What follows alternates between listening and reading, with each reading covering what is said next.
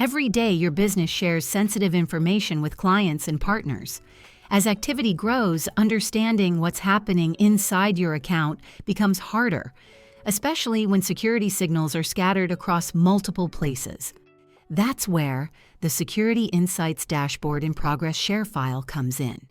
It gives admins a centralized, near real-time view of security-related activity across their account, all in one place. Start with a clear, high-level overview. See how many security events occurred during the month, how activity compares over time, and which types of events appear most frequently. From unusual login activity to malware detection and high download volumes, the dashboard helps surface patterns that might otherwise be easy to miss. Scroll down to review the most recent security events in a clean, sortable list. Filter events by type or by user to quickly narrow in on specific activity. Whether you're reviewing a single incident or scanning broader trends, everything is easy to find and simple to review.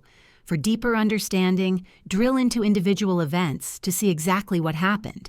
Each event includes clear explanations, timestamps, user details, and geographic context, helping you understand where activity originated and why it was flagged.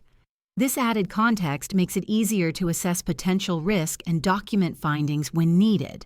The result is clearer visibility without added complexity.